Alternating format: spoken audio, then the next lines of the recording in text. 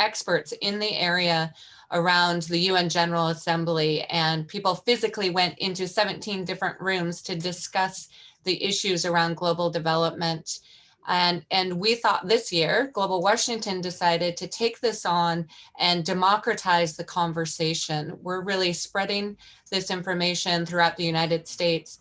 And Global Washington, it's a organization based in Seattle, made up of 165 members who are nonprofits, for-profits, foundations, and academic institutions that are all based in the United States. So our model is to start this conversation with organizations based in the United States, but then of course broaden it next year and pull in different voices and different constituents into this conversation.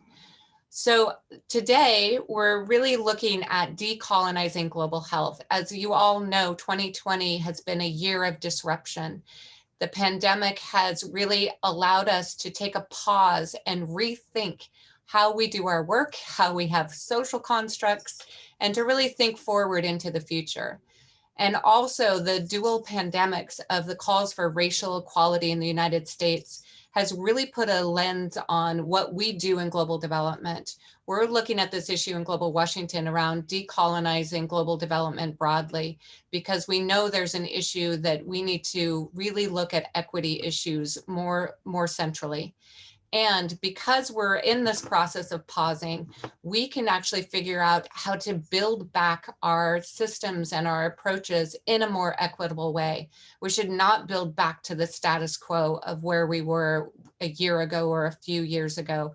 We really want to advance this conversation, and you all can be part of that today. These roundtables and these public events will all roll up into a national forum that Global Washington is hosting on December 7th and 8th, and we'll tell you more about that at the end of this event today. So with that, I want to turn it over to our moderator and our expert panels. I'm thrilled that our speakers can join us today on this topic. And I'm thrilled that Catherine Cheney from DevX is willing to moderate.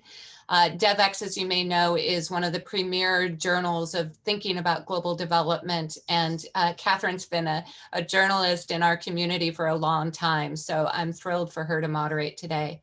So with that, I'm going to turn it over to Catherine. Thanks so much, Kristen. And you did a beautiful job capturing why we're having this conversation and why now. So what I would just love to add is what we hope you all will get out of this. We're really thrilled to have such an engaged group. Love seeing in the chat who all is joining us today.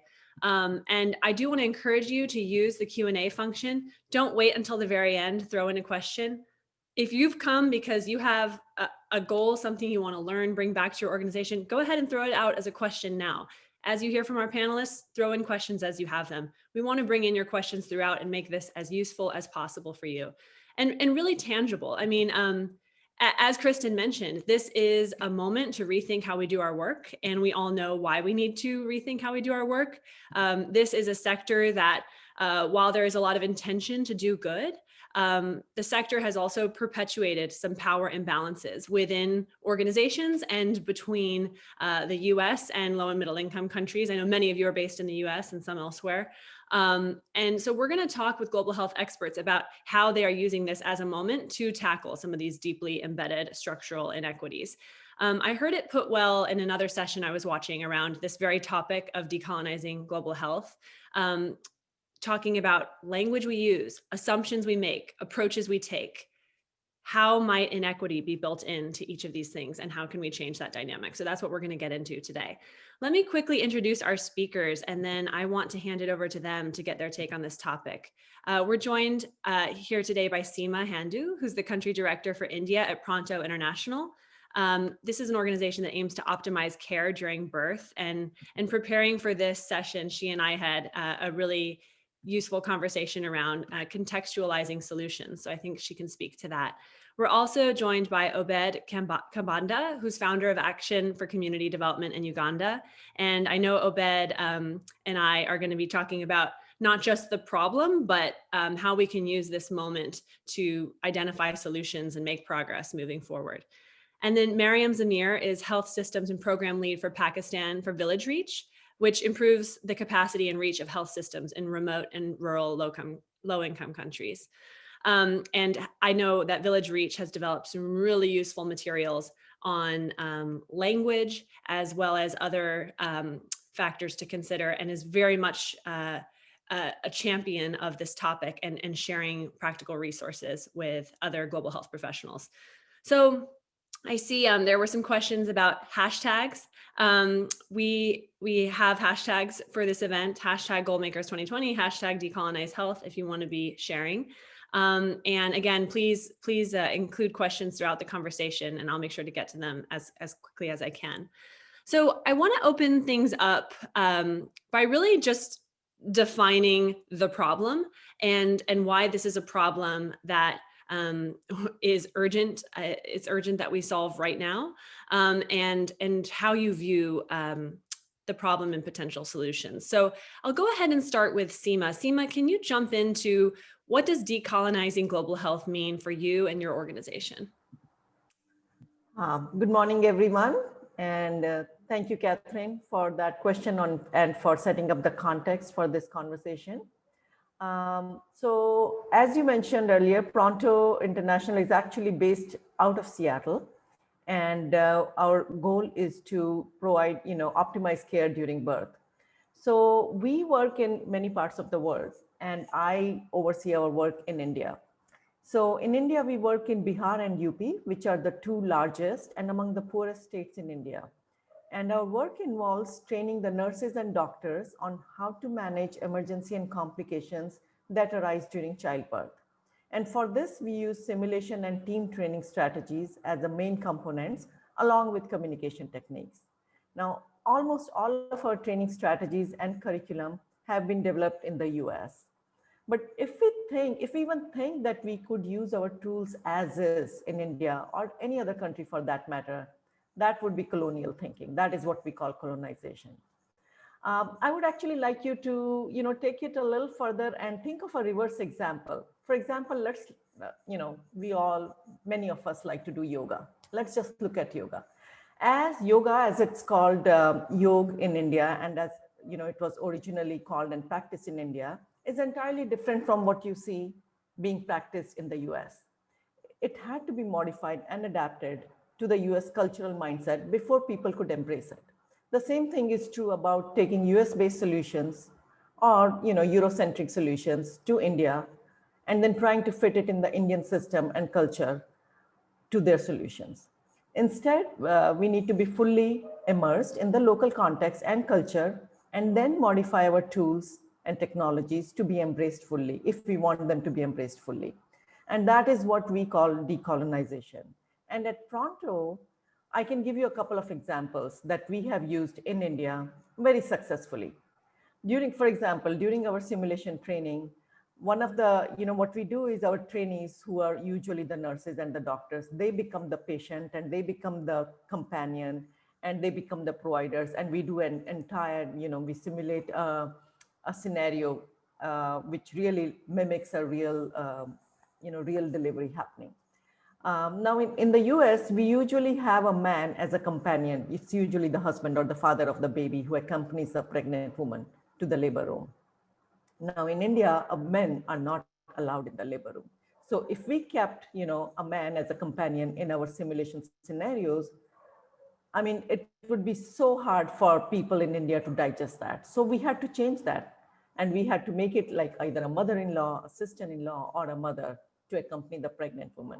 Now it's a very small change. And we may think, so how does it matter? It's just, we're changing one person. But you have to realize that it has a significant impact on their own psyche. And we're not telling them what they need to do. We are not telling them that they need to bring a man into the room. We are letting them doing things as they do, whatever is, happening in their own country, in their own culture. If we follow that, it makes it so much easier for them to be to embracing what we are teaching them, and then learn from it and be fully immersed into it.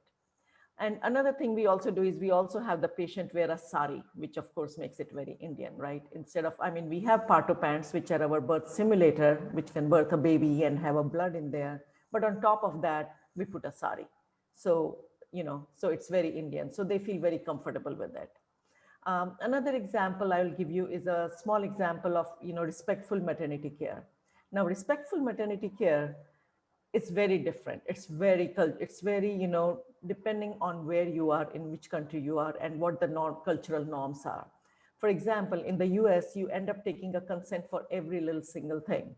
But in India, people don't really take consent. They just go and do things. So if you need to, give an injection to a woman, you'll just go ahead and do that. The nurses would just usually go ahead and do that. They don't really take permission. So we have modified our RMC concepts and our RMC procedures. And we have made it, okay, you don't need to take a consent for everything. You don't need to take a permission for everything, but you need to inform the mother. But you do need to take consent for the larger procedures, for the bigger procedures. So that makes it so much easier to implement respectful maternity care in in India, which otherwise would have been very difficult if we were to enforce our US-based norms here. So that's what we are trying to do here in India to make it, I would call it decolonization, because we are making it very, very contextual here. What's happening in the Indian cultural norms, we are trying to follow them, we are learning from them, and then we are implementing it back in the system. The other thing of decolonization, I would say that we are doing is, making it sustainable so that the solutions, ultimately long-term solutions, would come from them. So the capacity is built of the local staff, and that stays in the country, and it's controlled by the, the local governments. So in our, in Pronto, what we have done, after training a few mentors, like, few hundreds of mentors, we have now moved on to training mentors who are government staff. And in fact, we have already trained about 700 of those mentors who are working in the Bihar government as staff nurses. And as they become more experts in mentorship, they are the ones who will be continuing the nurse mentoring program in Bihar, which means even if Pronto is out of Bihar, the nurse mentors stay in the country, stay in the, in the local government, in the local system, and they will continue the process. And they will continue to train more nurses as they come on, and they'll become the experts. So the, the expertise, the skills, everything stays in the country with the local people, and everything is done in the local context. So that's what decolonization has meant to Pronto and to us in India. And we do the similar things in other countries also, but I'm talking specifically of India here. Thank you, So Seema. that's what, yeah. So you mentioned context, and I think part of why we want to begin with this opening question, just understanding what decolonization means to each of our speakers, is that decolonization itself is complex and holds different meanings depending on context and circumstance. So with that in mind, I'd love to go to Obed. And I actually didn't mention your affiliation with Seattle University, which perhaps you'd like to note.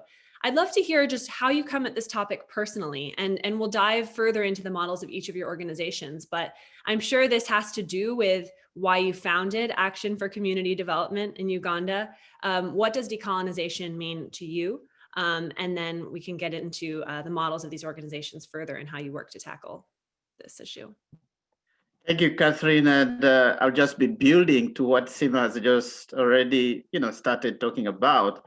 I founded Action for Community Development in 2003, and this was after, the ADF war, which is Allied Democratic Forces war in the Western Uganda, which left communities disintegrated and healthcare systems broken down. These were in the mountainous areas of the Western Uganda, which is at the border with DRC.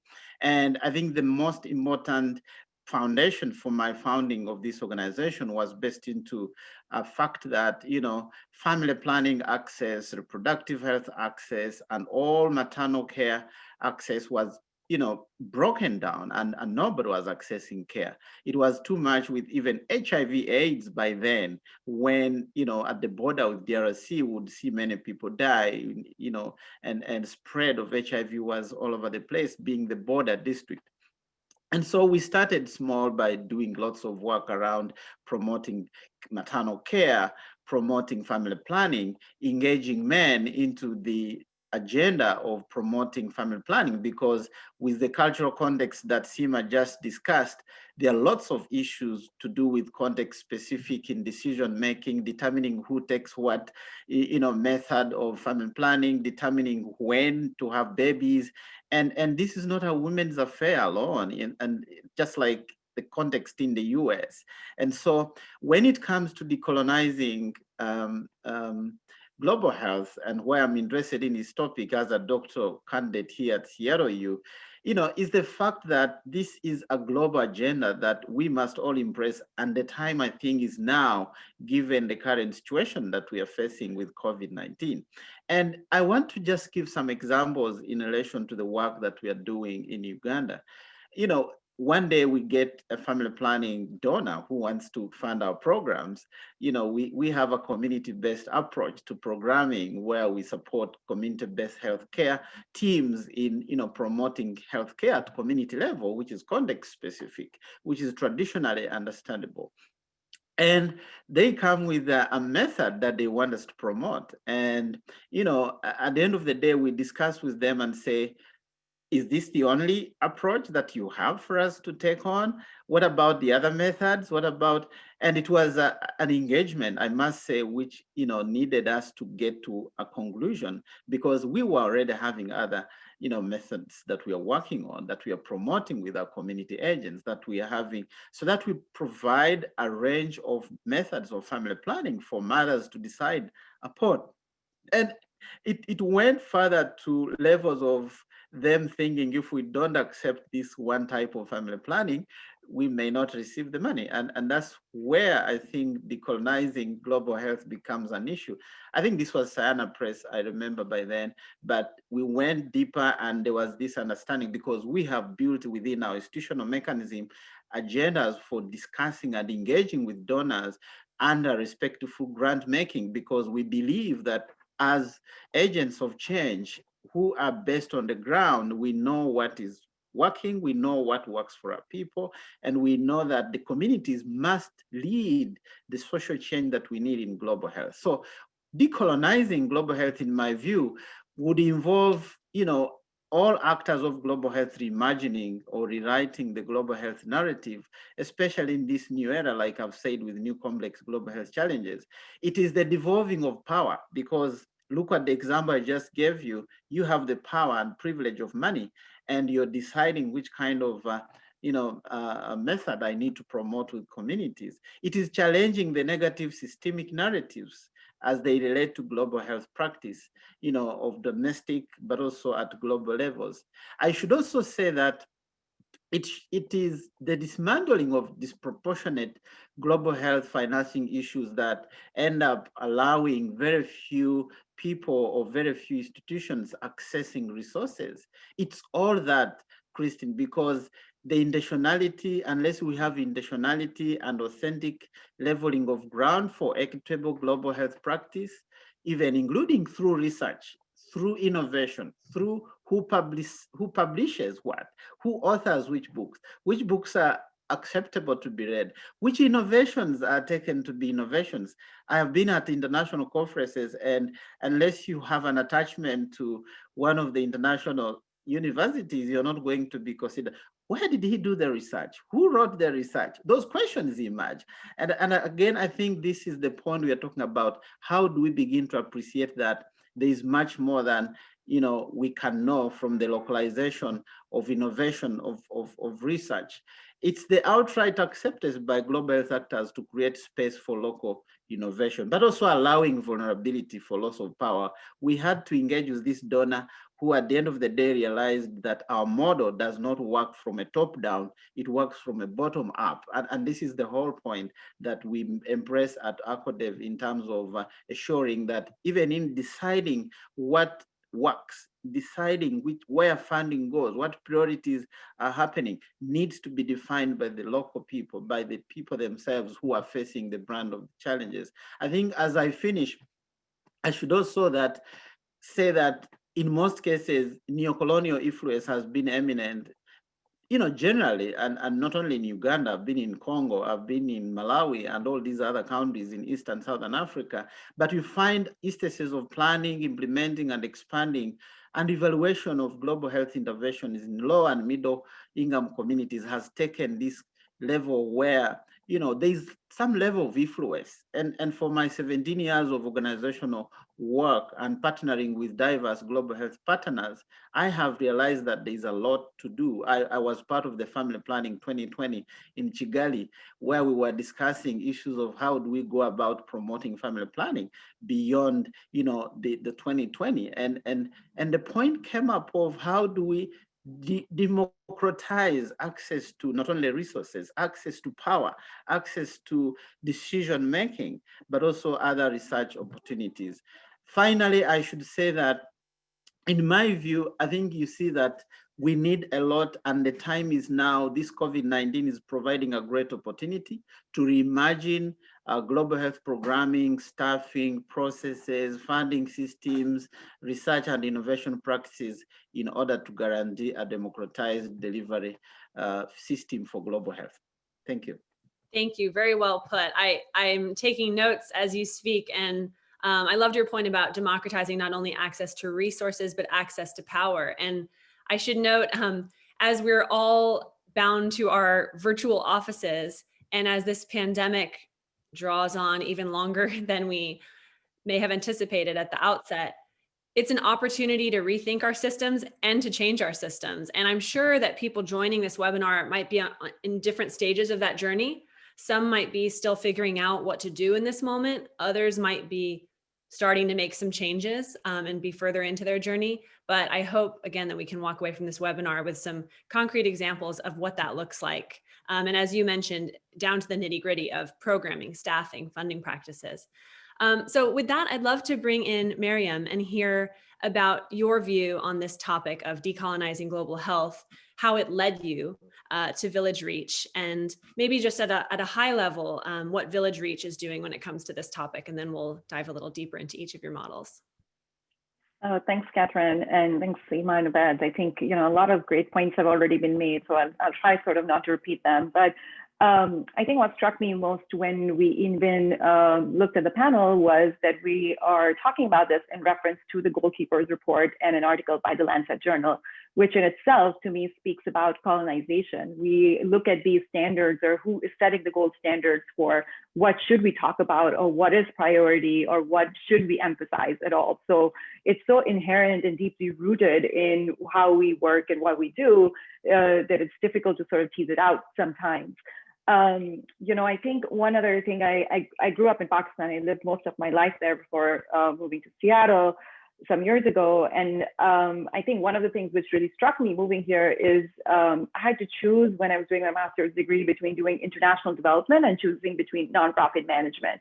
And I didn't understand that, because having worked in Pakistan, working at a nonprofit, I was like, this is what I'm doing.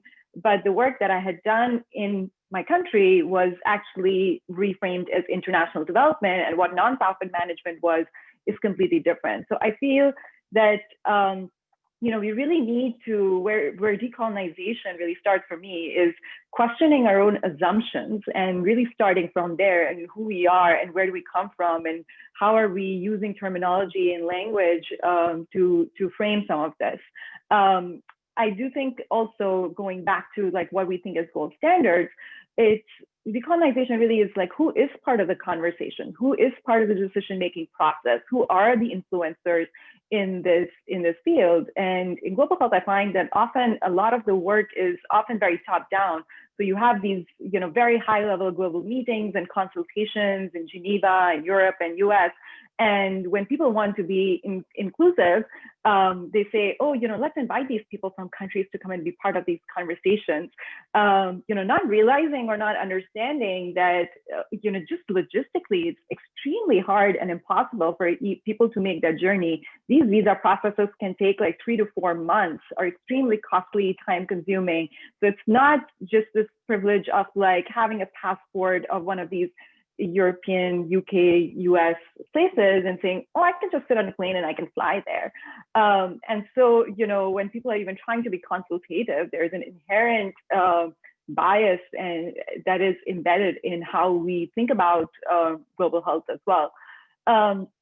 I do want to also go back, I think, to what Obed was talking about is like who sets these gold standards and who has the time, the luxury, the money and funding to actually sit and write journal articles? Who is getting the money to do it and who is able to write in English to be able to do it? And it sort of perpetuates this inequity where it's the same people who are going to get the funding, who have the luxury, the time, et cetera, to do it. Whereas people who might actually be doing the work find it harder to be like, okay, I'm going to set 1 year aside to write a journal article, which is going to go through several, rounds of peer review and finally get published. So who we think about or recognize as experts is something that I think we all need to question as well. I think at VillageReach, we have really tried, what I really appreciate about VillageReach is that I think they don't pay lip service to this concept of diversity and inclusion. They really do believe in it. We do think about diversity and inclusion. It's a core competency for us when we hire people, when we hire staff, that we assess and ask people questions related to it. Recognizing, of course, that even the language that we use to define diversity and inclusion is something which, depending on where you're coming from, you might not be using the correct terms or the correct words, but you might still be, adhering to that concept or believing in that value. So we have that as a core competency. We try and we do have a diversity and inclusion specific committee as well that, we started mostly for HQ, and then we have moved and said, is it something which is relevant for all our country offices as well?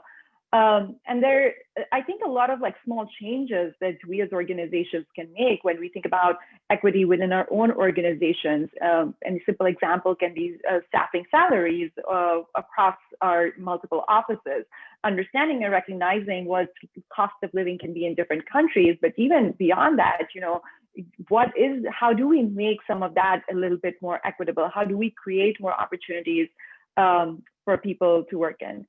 As a last point I'll add, I think what I find the most interesting and strange is that when you are a person who has worked in a specific country all your life, whether it's Uganda or India or Pakistan, and you've been working in a local organization there, you're often boxed into being like, oh, you only know about that country. That's it, and you don't really know about another different country. Whereas it's very different from people who work in the US, for example, where you might never have lived in a country for more than a year or 2 years. You may have only visited, but it's okay for you to work on multiple countries and multiple projects. And it's never viewed as deficient in terms of that you don't have that country expertise. And it's seen as, you can translate across. And so what we see is that often people who actually do the operational work or who work in countries are boxed into saying, oh, you only know about that country, and until you work in another country, your experience is not really global. And that, I think, perpetuates some of the inequity that we have and we see in global health as well. So I'll stop there for now. That's a really fascinating point, and I think why it's so critical that we have these conversations, because as you mentioned it, I realized, I have seen that dynamic, but we don't take enough time to highlight how problematic that is and how that needs to change. That's really, really powerful.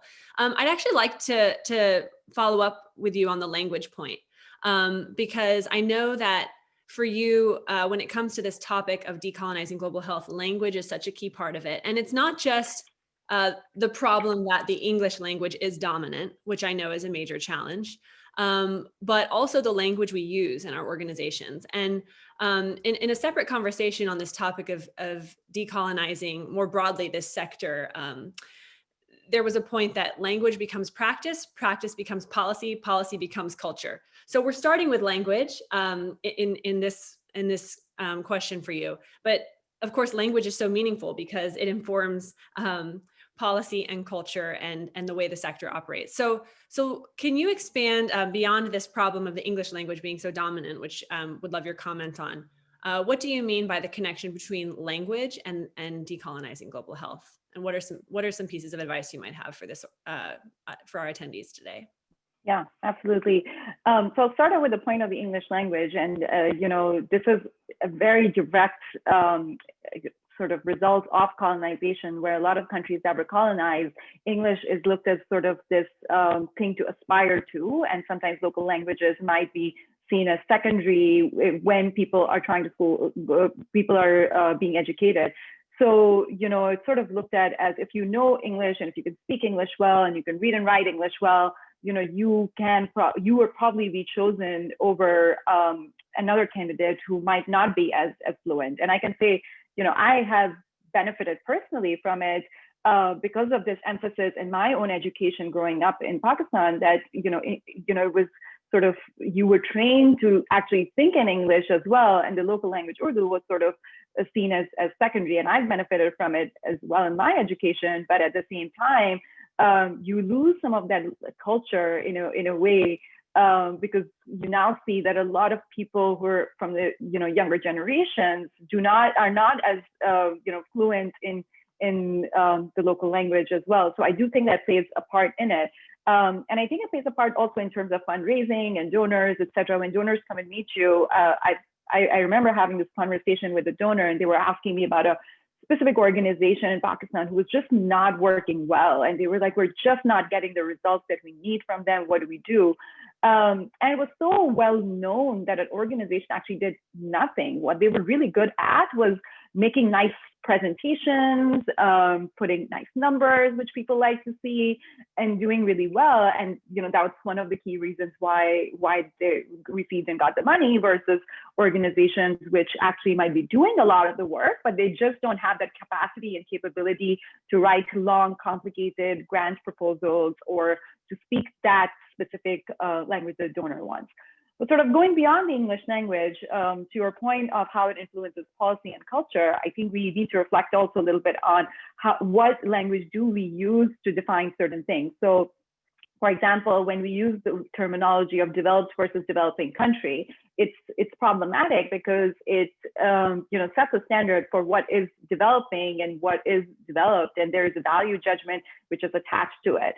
And so at VillageReach, we are extremely deliberate about thinking about, what is the exact language that we want to be using. So we use, try to minimize a deficit-based approach and try to use words which are more factual, like low and middle income countries versus developed and developing, using words like urban poor versus using the word slums, which is also extremely widely used right now.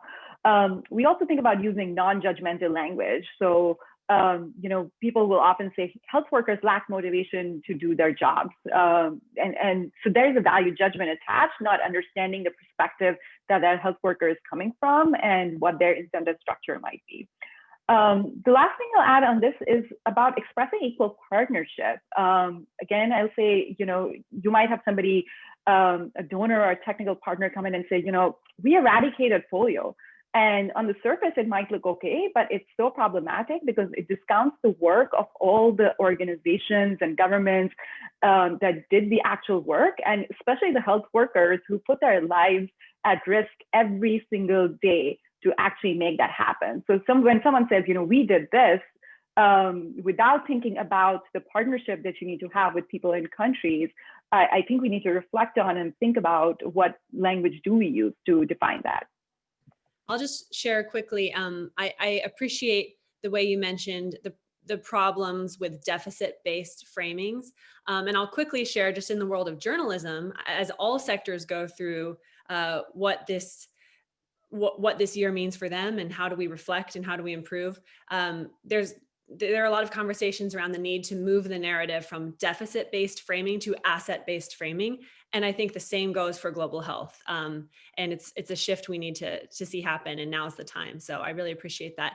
I'd love to go to Seema next, because Seema, you mentioned earlier that your organization is based in Seattle, Washington. And I know that's the case for a lot of people joining this webinar today, given their engagement with Global Washington. Headquarters might be in Washington, and staff might be global. And I wonder if you can speak to what have the opportunities and benefits been, as well as the challenges when it comes to working in India for an organization based in Washington. Okay, so yeah, so Actually, I think I feel, I feel very fortunate that working for Pronto in India, and I find working for a US-based organization in general, it gives me the flexibility that I find it lacking in an Indian organization. And I'm talking in generalizations here, I'm not talking specific organizations here. Usually I find that Indian organizations have a hierarchical structure, and that I find it a little bit stifling and disempowering. While working for an US-based organization, I feel that the flexible work culture, it gives me, it allows me to be innovative and accountable for my own actions. So it gives me a lot of freedom to, to own what I'm working on, or to own the projects and then deliver that way. While I find that lacking in an Indian organization. And also, being, of course, a US-based organizations, I feel that the access to tools, the latest tools and the latest technologies is much easier when you're working for a US-based organization. So those are some of the advantages I feel that come, that are usually you will get when you work with US-based organizations. I don't know as much about the Europe-based organizations, but US definitely. At the same time, when I'm working in India, there are challenges when I'm working with non-Indian organizations. And one of it is, I feel, like when we are working in India, we're always working with partners, because we're working in the public health systems. You never work alone. You're working with several partners. We have in-country, on-the-ground partners. And I find that, sometimes there's a lack of complete acceptance by our partners. And rightly so, because we're coming from the US-based organizations, so the local organizations have a little bit of, again, this is the whole colonization mindset, because people know what has happened, and people are just cautious, right? So I feel that our partners sometimes doubt our openness and our genuine behavior, and sometimes they feel that we are there to outsmart them. So I've had to go out of my way to prove that we are here to work with them with full cooperation as one team, and we have had similar challenges dealing with the government also, with the Indian government here. But all in all, we have to spend a little more time and a little more understanding and a little more one-on-one working with our Indian partners to make sure that we work as a cohesive one team. So yeah, so those are some of the challenges and opportunities that I would say that I have faced in my work here in India. Thank you, Seema. Obed, I'd love to jump to you here. And speaking of one of the problematic framings in a lot of global health discussions, I think, and global health practices, I think there's a lot of people from the global north going to the global south with expertise and capacity building, which is itself a problematic term that is often used in global health and international development because it assumes a lack of capacity. And I want to hear from your perspective, what can organizations like yours teach other organizations? What can we learn from the work of global health organizations in Uganda? And specifically, it'd be fascinating to hear in this moment when a lot of work has gone virtual, and perhaps a lot of organizations who had staff in Uganda no longer have those staff in Uganda. How might this be a transition point for a shift in power, as you put it? Thank you, Catherine, for that very wonderful question. I just wanted 1 minute, a second to talk about the language issues. And, Mariam said it well with language, but I wanted to bring in the aspect of even defining participants who participate in projects, who are often referred to as beneficiaries. Quite a disempowering word, in terms of defining who these people are. We use these words, without knowing the repercussions, but we have tended to change this within our approach to work, to call them project participants, program participants, because they are participating into this public health or global health agenda that we are in. Even when it comes to defining implementing partners, others are called implementing partners, others are global health actors. And so you find that frontline workers like my nonprofit, who face the brunt of the daily work, hard work at community level, are not recognized, in these global spaces. But let me go back to your question specifically. It's a very new normal, and it's challenging. Someone was making a point that there's no more flights to Africa. They just opened lately, and people who are already here in the global north cannot go back to the global south. People who have been in global south, who often, especially politicians who run here for treatment, are no longer able to run here for treatment. They are just in the country. So I think defining capacity development is a huge, complex, phenomenon that has remained a challenge in global health. Which capacity? Who defines the capacity? What is the local capacity context that is recognized as lack of capacity? Even then, when it is defined, who takes the opportunity to even engage into filling this capacity? Because there are local mechanisms for building capacity, but often because the definition of even the prospects of building this capacity is defined somewhere else, with processes of even funding what is going to happen to fill these capacities, you find that it's the reason why we don't see global change, because systems are created, processes are created only for specific terms and for specific period of time. And middle after 3-5 years, short-term grant making, capacity development of health systems, capacity building, you see nothing happening. I mean, I was reading the Lancet report about the progress that we are losing as a result of health indicators not being tracked anymore. The transferring of all the effort of healthcare systems to the COVID-19 because of the weak and resilient healthcare systems, which, globally, efforts have been done by USAID, by partners, by global partners to build capacity. But the challenge has been that they are not context specific. Even when it comes to defining who are we building capacity of, for what purpose and for what reason, it's not clear. So the involvement of local actors will be very important going forward.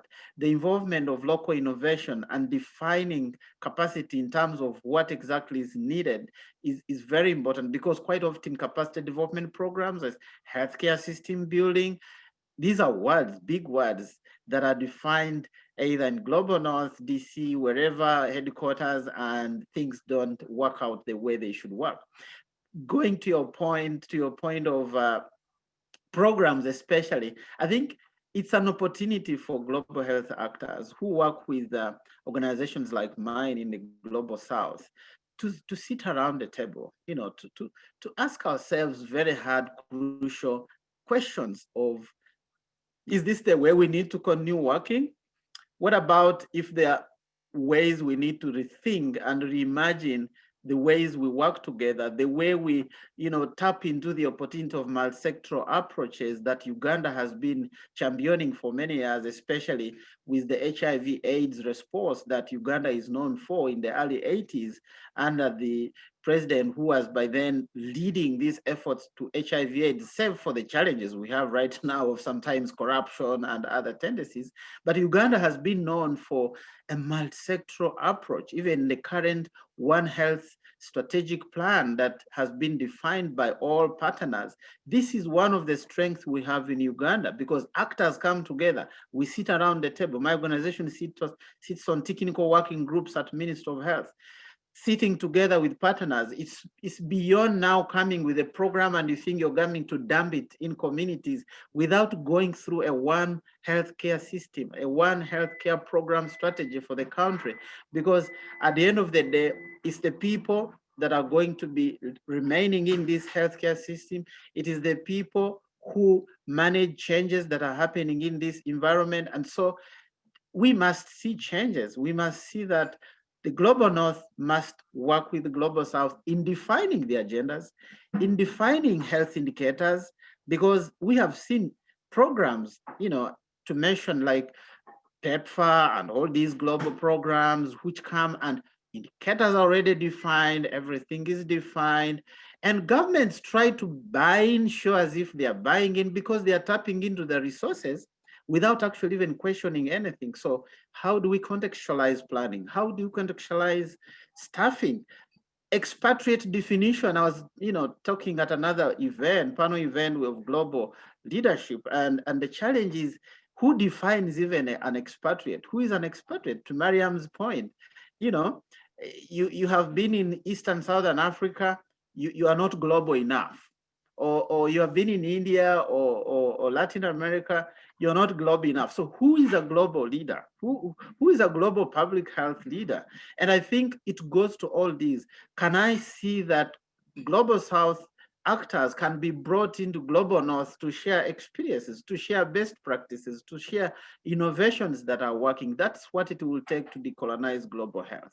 And again, I want to say that it is from financing, it's from planning, it's to evaluation, because even determining which indicators are being tracked, to determine what is measured. I have seen already a question in the QA, the question of determining experiences of the local people and beneficiaries at the table, because there is no, the definition of which indicators are being tracked, how they are being reported about. There is nothing with community beneficiaries sharing their ideas. I know a lot of organizations and foundations like Bill and Melinda Gates and others have tried to input programming that respects grantees and other partners to share their experiences, but this still lacks in many instances. So I think, to your point, capacity development will require that Global South and Global North actors sit together around the table and bring about innovation at all levels, not a northbound to south to south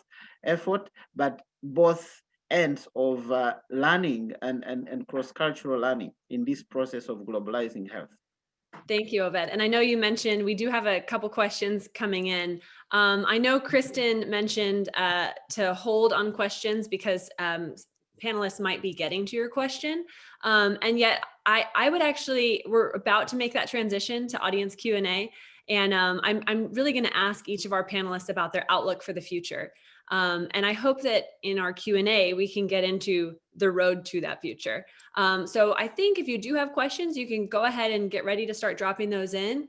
Please note your affiliation in your question, if you're comfortable with sharing your name and affiliation, as well as which speaker you'd like to address your question. And I'd love to go ahead and just get a sense from each of our panelists. You know, we've framed the problem. We've talked about the urgency of action in this moment. We've talked about how each of your organizations are working on this very critical topic and some advice you might have for other organizations. And I think a lot of our questions will hopefully be around the tangible, the practical, you know, what can I do when I leave this webinar differently at my organization? But I want to talk now about your outlook for the future. Are you optimistic that the global health community can really seize this moment and tackle some of these deeply embedded inequities that we've discussed today? How do you think the future is looking? And I'll start with Seema on this question.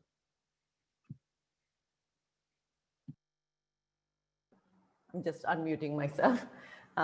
Thanks, Catherine. Yes. So I'm actually an optimist by nature. So my outlook for the future is very positive. Having said that, we all know that it is a challenge. I mean, we heard both Obed and Mariam talk about, you know, all the aspects of various aspects of colonizations, from staffing to funding to decision making to policy making to, you know, where the conferences are held and to staffing. So we know we have, you know, plenty of challenges, but we all need to work towards together. So first step towards any shift is awareness, and I feel that it's already happened and is happening. We see more and more people talking about it. We see conferences and workshops happening around these topics. And there have been concerted efforts in building scientific capacity. Now that may be again a term, you know, which may talk about colonization, but we do see the scientific capacity building happening in low and middle income countries, which is a step towards building health equity. In our own organizations, we feel that, you know, we focus on long-term sustainability, and as I mentioned previously, how we have moved from, you know, having our own skills, basically transferring our own skills of training and of making mentors, how we have transferring that knowledge and that practice to the in-country staff and to be, which will be finally managed by the local governments. I think that is a step towards that. So it's a long and hard process, but I think it's an essential one in the journey towards building health equity. And I think we are working towards that, but it is going to take time, and we need to have everyone working on it together at all levels, from grassroots to the policy level, from the funding, you know, and who makes the decisions. So all of those things need to come together, but I think it's possible, and that we are moving in this direction of, you know, bringing health equity. Thank you, Seema. Obed, I'd love your take. Are you optimistic? What's your outlook for the future?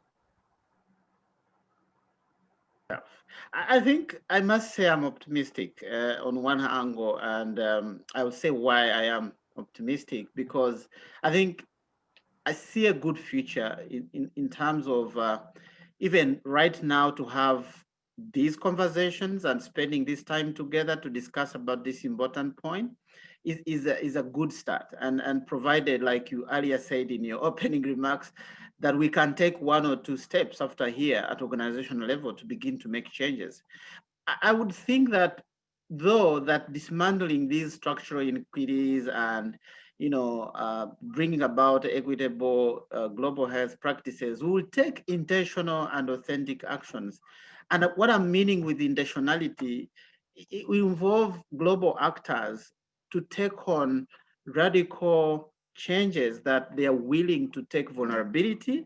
For example, being able to reimagine and refocus their funding modalities for foundations, for big partners like PATH and others.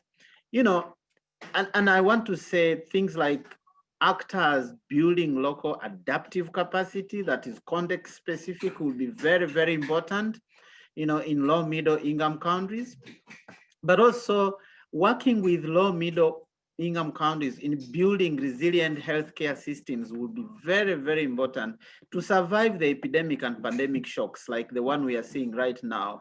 Because we are seeing that even the changes in lack of progress or the downward trend to the progress that we have achieved over the many years is being taken down in a short 6-7 months because of lack of resilient healthcare systems. So it will take those intentional steps by global health actors to build this resilient and democratizing global funding.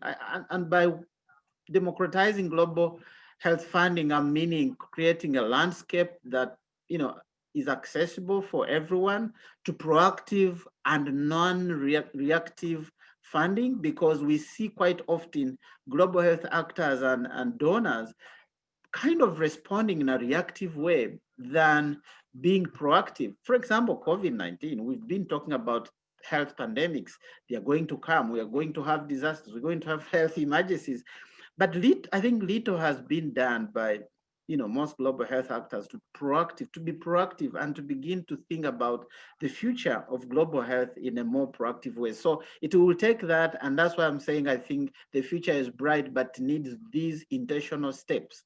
I think also to the US partners specifically, I think breaking the indifference that, those indifferences that are disproportionately impacting global health will be very important, especially when it comes to working with global partners in the global south.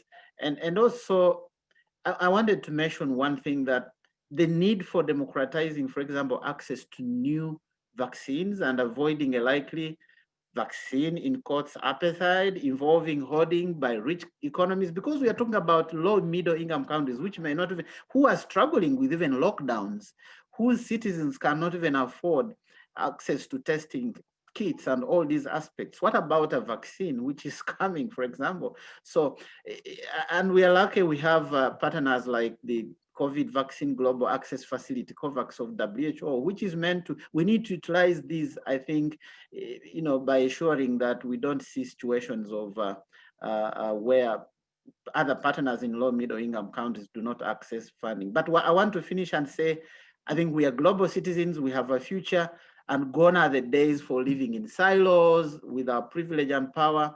There is need to work together. There is need to see things in one, sit at one table and begin to define global health together. Thank you. Agreed. Well put. Thank you.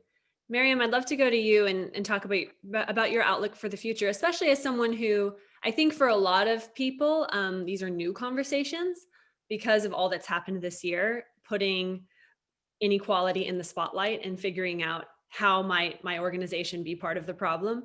But for you, this is not a new conversation. This is something that you've thought about throughout your career. And now that more people are paying attention to this issue, do you think it will lead to real change? Yeah, I have to say I'm glad that Seema and Abed went first because I'm a skeptic. I'm not an optimist at all. And so I agree with them. I think it's great to see these conversations happening and starting and becoming more mainstream. But I don't think change is on the horizon, unfortunately. I think it's great to see it's starting, but I do feel that often a lot of these conversations that are happening in organizations, especially when you consider power dynamics, are just lip service. There is nothing to back it up, and there's no measurable way for people to track their progress and see if they are actually making that change. So, it's easy for everyone to put out statements and say, we believe in equity, or we believe in racial and social justice. And when the Black Lives Matter movement happened, a lot of organizations did this, which is fantastic and great. It's a first step. But is that it? Where is the action? How do you measure change? How do you measure progress?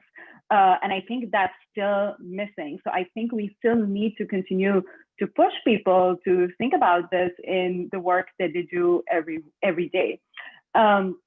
I think, it's also it's hard to make this change in global health without shaking the power structures and dynamics. So, and a lot of the power dynamics really does rest with a lot of the global partnerships and a lot of the donors, which again, I don't know, are they part of the conversation? Are they thinking this? A lot of them have, really bureaucratic structures as well, which are hard to change. So there's an interesting conversation going on in chat about this term expats.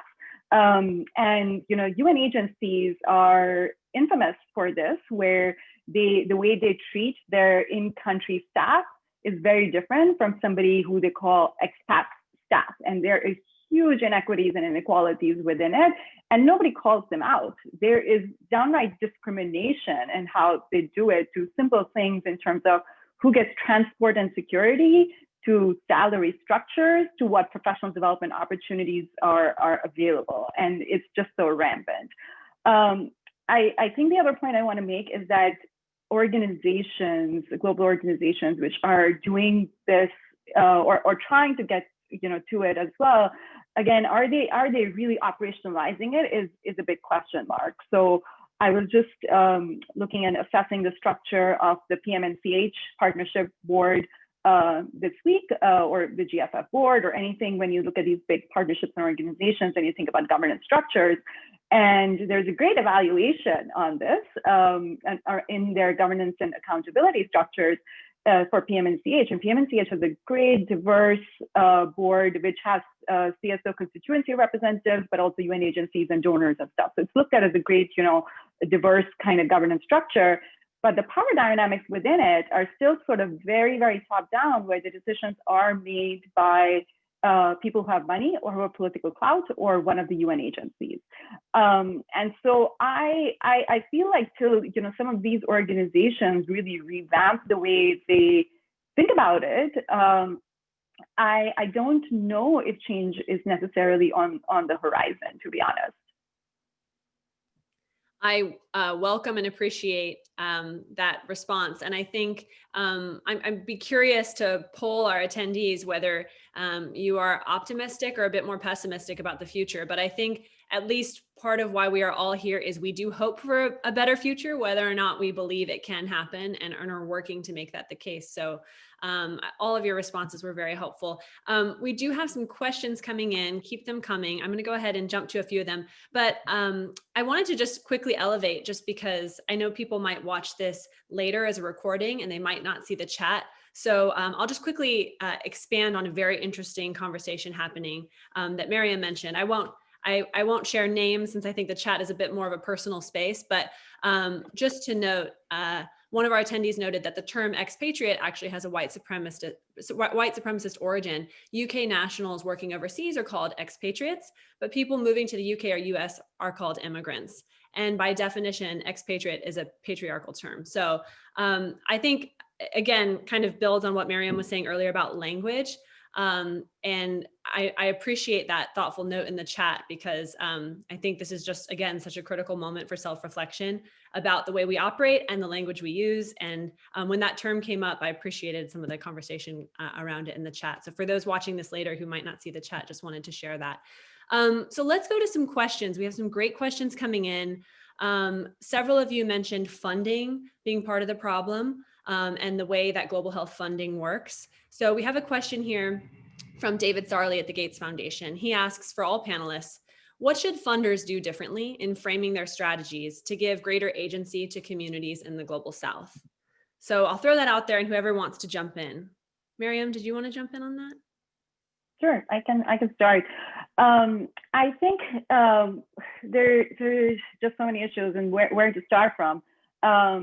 You know, some donors are sort of notorious for funding the same types and kinds of organization all the time, just because it's easier and meets some of their internal goals of, you know, making sure that you put money out by a certain time and date and make sure you get deliverables and results. And I feel like there needs to be a recognition of the fact that that perpetuates some inequity. And there needs to be it needs to be rethought and around alignment between internal incentives for donors and funders, or people who work for donors and funders, and you know, how they operate or do their work. And that's just a fact of life. We all work in organizations where we have personal professional goals, and then we have deliverables that we need to meet. And I think you can't ignore that, and that needs a little bit of alignment as well. The second point I make is that there needs to be a recognition that even in low middle income countries, or countries where, you know, grant funding is going, there are people in those countries as well who learned how to play the game, if I can call it that, right? They know what works well with donors and funders, how to write, what to say, but that doesn't mean that they're necessarily effective. So a lot of money is being spent, but, you know, we see, oh, but our indicators aren't being met, and what do we do? And our deliverable, like, we're not making the change that we want to see. But I think it really goes back to the fact and rethinking, who are you funding and why are you funding them? Is it just because it's easy, or just because you know about them or you heard about them? Or are they really doing the work? And I think who you fund needs to be a conversation. You need people who are from that country, who understand, who have sort of a ear to the ground of what's really going on. And who is really operationalizing and doing some of the work and creating a channel or mechanism for them to be able to deliver. The caveat to that is that they may not speak or be able to write beautiful, nice reports or make, you know, pretty presentations for you, but can you have a conversation and agree on that with, like, this is what a regular reporting mechanism is, but can we do this, you know, which will work for you and us, or are these indicators that you can measure which will work for you and us? And I think that's a conversation that needs to be had. Now, this requires change in the structures of the way some of the donors work as well, which, like I said, it's a big question mark. I don't know if they're ready for that change. Well put, and I don't know either. Although we'll see. I'd be curious to be let in on some of the conversations happening among some donor organizations right now. Hopefully, some similar conversations to the ones we're having today. Obed, it looks like you want to jump in on this. Yeah, just to add on, you know, all the points that Miriam just raised, I think there's a point of, you know, taking a moment by most of these global health partners to rethink and reimagine all the processes they do take to have funding accessible to global South partners, especially when it comes to even defining the priorities for funding. I know everyone says you must fit into our funding priorities, correct? But are these funding priorities well rooted into the foundations of what exactly is needed at this moment, at this time, in respect to the issues happening? So it takes the intentionality in defining priorities, in defining what needs to be measured, in defining how to work with partners, because they're weak partners in terms of what we define as global health partners because of the criteria we have. But like Mariam's point, people are strong partners in the way they are doing the work. They just need hand-holding in specific organizational processes. So defining all that, which kind of proposals, how do you seek out for requests for proposals? They are very good partners. I've been in Tanzania, I've been in Cameroon with French. People who can't speak English, who can't write English very well, and they are not able to express their proposals. And here they are competing with international people who have proposals well written from Stanford, from wherever, and they have set organizations in Tanzania or wherever, and they take this funding, and you're told, we hereby regret that your proposal was not well written. Take a point to sit with partners at a lower level. Otherwise, we'll begin to continuously see a perpetuated, system that takes on partners who are, I know of one foundation who we gave feedback, and out of 30 partners in one country, over 20 were internationally managed. And the challenge, they were not looking at the language, they were not looking at the processes internally that they use to, evaluate proposals, because people are not being able to articulate what they want to do because of language. So I think it takes all this, it takes about defining what to measure and learning from failures. When a program fails, doesn't mean that is the end of it. A failed program is a very worth program learning from, and now knowing why things are not working out, than to run away and you go and fund another organization, then tomorrow you are funding another. It doesn't work that way. I think those are some of the insights I would give on addition to what Mariam just gave. Thank you. I want to throw this question, and Seema, I'm going to direct this question to you, and it will also allow you to maybe piggyback on anything Miriam and Obed just said.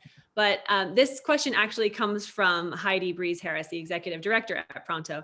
And I just think it's such an important articulation of some of the challenges that organizations doing this work face because of some of the dynamics within donor entities. So here's the question. What do you do or recommend when working with the US government funding sources and language such as Journey to Self-Reliance or Path to Resilience? As a US-based entity that is funded to work in low and middle income countries, we have to take USAID's point of view into account when we work to create successful proposals, but it feels like we are playing into the problem. And I just love that framing, because I think what a lot of organizations are grappling with is, even if they want to make changes in their own organization, they're working in structures with donors as part of this larger industry that is problematic in many ways, and they don't want to be playing into that problem. So Seema, I don't mean to put you on the spot with a question from your executive director, but I just thought that was well put, and wonder if you have any thoughts in response to that, or this broader question around what donors can do differently. So I would like to just add on to what Mariam and Obed first said. I mean, I totally agree with what both of them said. And I think for the funders and the donors, especially the larger ones like Gates, I know they have a well-established office in India who we work with. But even for small donors, I think it's very important for them to really work with local people, local teams. They may have their own teams in Global South, or if they don't, then they need to find some people, people who can help them, who can advise them, who can guide them, because it's very difficult sitting out here in the global north and trying to judge what other people are doing in the global south, because you don't really understand them. So it's very important. I think that's something that they need to invest their time, their energy, and their funding in, really having somebody out there who can evaluate. And again, forget the language. It's not the language that matters, it's the work that matters, right? So how, because they're obviously not going to be able to write in the same language and in the same format that people here would do. So for them, I think it's up to them, or I think they need to take some time, some energy and some money, funds to focus on that, so that they build their own capacity instead of they need to build their own capacity of how to evaluate partners, how to evaluate proposals coming from the global south. So that's one thing for them. Now, what Heidi has said is, I agree. I mean, we do that when we are writing proposals. We know some of those things are, if we are writing a proposal for India or for Nigeria or something like that, but we are still sending the proposal to USAID. So we do put in all that and all the language, all the format. We try to say, okay, this is what USAID wants, so this is what we are going to say. So we are kind of playing into the problem, and I think that's a challenge. And I don't have a solution for that at this time, but I think it's a give and take, and it's going to they have to, the donors or the funders have to give some, and we have to give some, and it's a balance that we all have to work out in order to do that. Otherwise, it ends up being, if we want a USAID grant, we have to do it like that. And many of the times when we are sub-awardee, then we have to go with whoever the lead partner is going to be. We have to go by how they do things.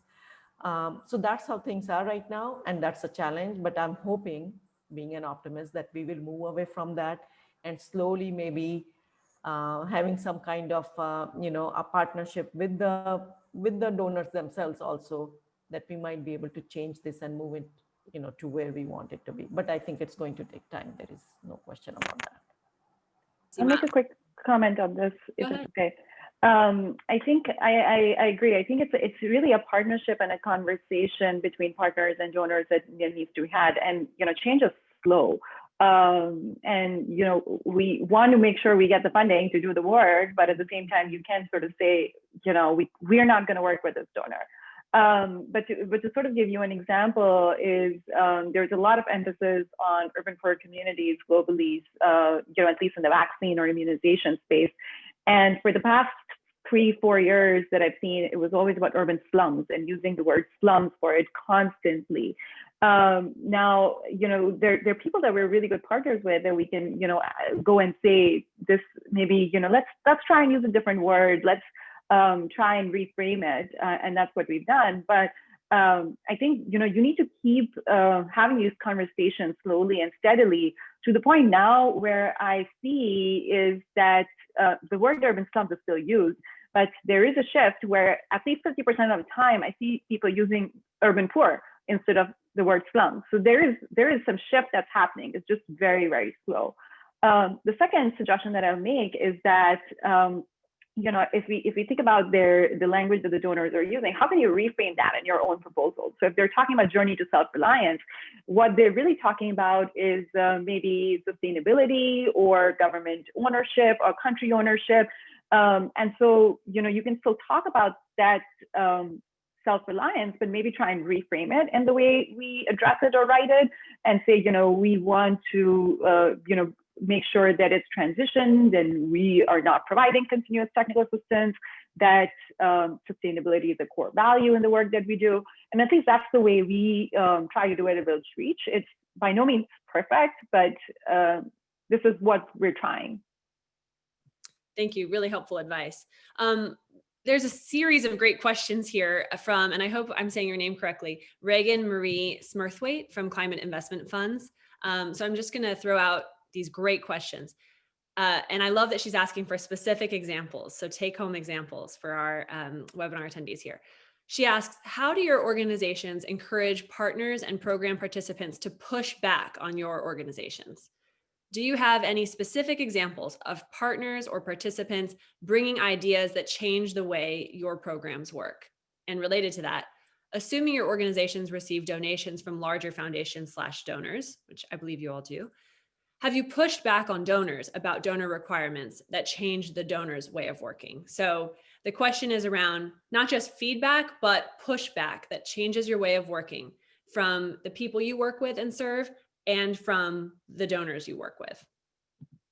Any specific examples you can give? Go ahead, Obed. I think that's a great question, because it reminded me of a 2017 experience where we had one of the donors who was bringing funding, and because they knew we were already doing great work in communities and wanted to promote community-based maternal health, and especially when it comes to reporting and timely arrival in health facilities. And our VHTs, for many years, we've worked with the community health teams, we call them VHTs in Uganda. We for many years, we had not been working with them as being compensated to have money, because you can't sustainably have money at the core of community service. This was being a voluntary service. They had passion to serve their communities and women, ensuring that they follow up with mothers, facilitate them whenever there is need, when they are going to meet at health facilities to discuss challenges they are facing at community level. But here came a donor who was specifically wanting numbers in specific periods and wanted us to pay, in quotes, pay community health workers to run around, be paid. I think it was close to about $33, a month. And $33 in Uganda, that's about 100,000 Uganda shillings. And we had never paid them even 20,000. We stood by our ground and say, hey, you have a 2-year grant, you want numbers correct. It's very good idea, very good program. We want it, but we are not ready to do this, even if you want numbers.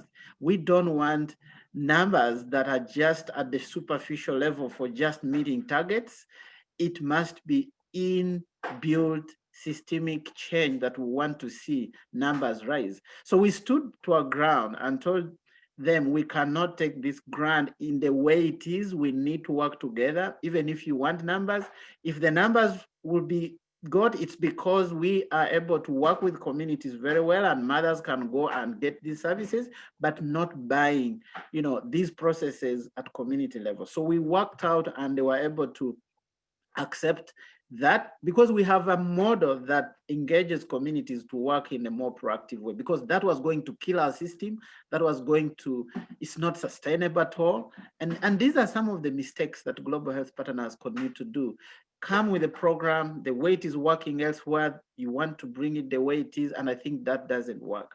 From the participants level, there is when we had our VHTs, community health workers, who had worked with us for many years, and they were looking at the economic impact in terms of when they run around, when mothers come to them, when often they are called even from their gardens to go and work and support these mothers. And they wanted to start a revolving fund, within their work, collecting little monies, but wanting a boost from us. We had to get to our donors and explain this to them, even if we didn't have it in our budget. And this was accepted, and we supported them with a revolving fund, not money given in cash, but a fund that should be able to revolve amongst them as voluntary health workers, so that they are able to earn a living from that by, loaning and saving money within themselves and having this as a boost. So there are these instances and other examples where donors have come with money, and we have a systemic way of work. We try to sit with them, collaborate and engage. So I think it's about collaboration. It's beyond just the power of money. It's beyond the privilege of you having resources and determining when you want numbers and how you want them, but a method of working with people to define how things should work. Thank you, Obed.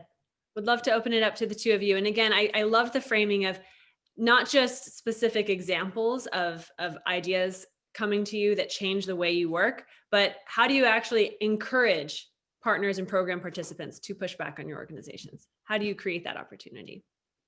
I think for us, maybe there are two things here. One is, we are trying to move to a more people-centered approach with the way we work. And so building it into our mission, vision, strategy of, keeping the person at the center and really understanding what works for them, how do they access healthcare, what are priorities for them, and then having that conversation as well. There's certain programs or projects that we did do, which took a more human-centered design approach. And I will say they take time. where, if you want to design like training for cold chain maintenance or something for somebody, instead of saying, here's a manual, having a more participatory, and maybe that's sort of what Ved is referring to, having more participatory discussions and, putting people in, asking them like what works for them. And I do think it's more sort of a cultural shift, and more than anything, where you should be open to taking feedback and being open to hearing new ideas, and not going with the mindset of like, this is what works, or this is what a community looks like in a specific country. So I think what we can do for as people who work globally is to rethink our own assumptions, and we all like to talk, but let's talk less and listen more to people, is I think one thing that I'll say. We are a technical partner, so we also face and do a lot of interface with donors or large organizations or multilateral organizations that give us funding. And sometimes when we push back on the way they work, I think you have to be ready to bear some of the consequences. Sometimes they're just a sort of slap on the wrist, and sometimes they can be drastic. But to give you an example, there was a tool that was being rolled out by a multilateral agency in Mozambique. I think it was last year or 2 years ago, and these technical experts from these organizations flew out to Mozambique, and not only was the tool only in English, but nobody on that team even spoke Portuguese, and so they wanted to do this whole rollout. And there were, and sort of we got, we were there and we were like, this is not really working. And a lot of our people who work there and our staff really tried to create that bridge between what this global organization, multilateral organization was saying between the government.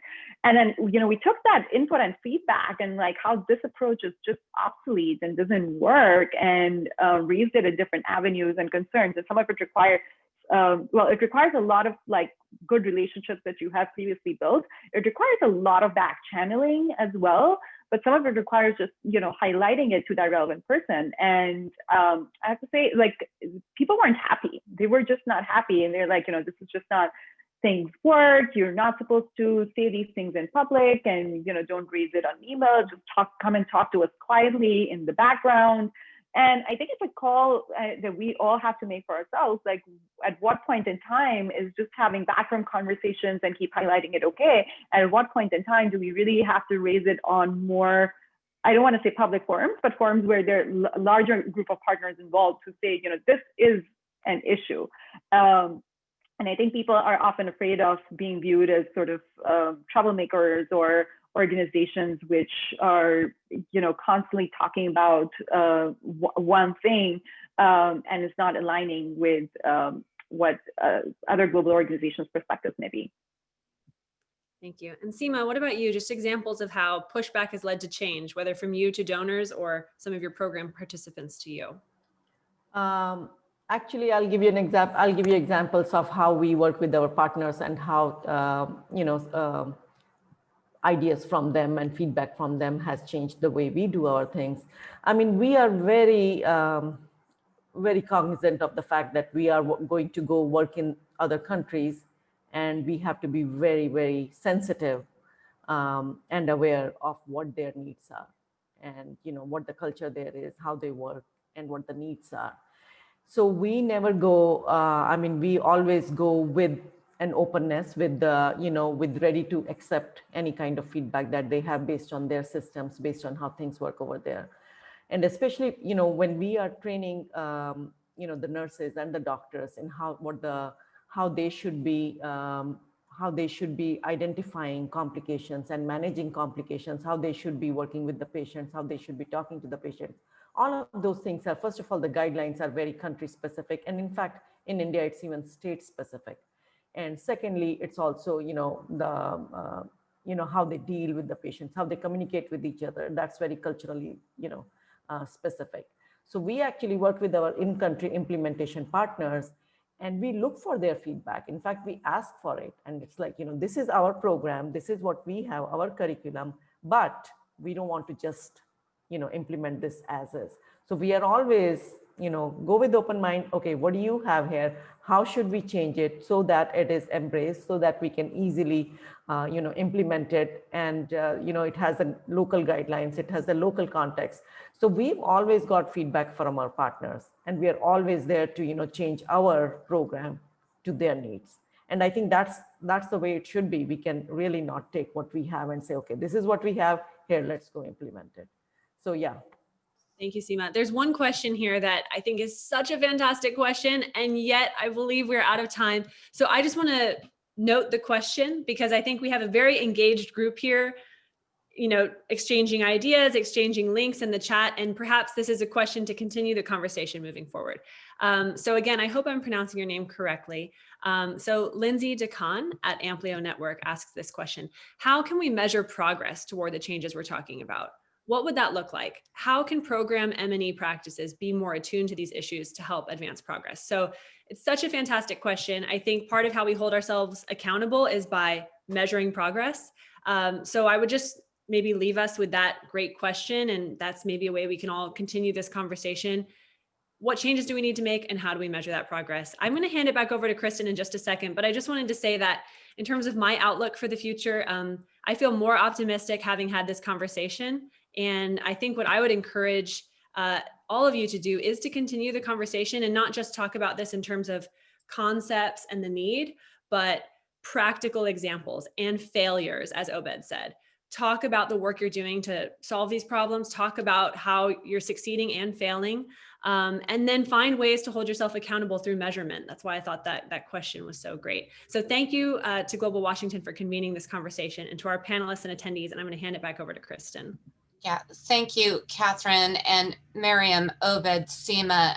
Thank you. I feel so honored and humbled to listen to this conversation. I know in the next year, many of you are going to be on the front lines of a COVID vaccine distribution, where these issues of equity and decolonization will be stress tested. So thank you for starting this conversation. I know that these changes won't happen overnight. So again, Global Washington is committed to lifting up your voices, lifting up the voices of our members. And we do this in such a way where we want to show best practices, and your organizations in particular, I think, are doing this in a unique and effective way. So Global Washington is committed to continuing this conversation, continuing to lifting up best practices, to engaging these conversations and sparking this conversation with nonprofits, companies, and academic universities and foundations. So thank you again. I'm going to post in the chat. One very next step is that we are hosting our national forum. And again, the issue of decolonization of global health and development is going to be a thread throughout the national forum. We're also going to be, we're recording this so that we'll post it publicly. We'll send you all the link. Please share this with others that could not make it today. Again, we're going to continue this conversation through the next month, and then obviously into 2021 and beyond. I just wanted to, again, thank everyone for joining us today.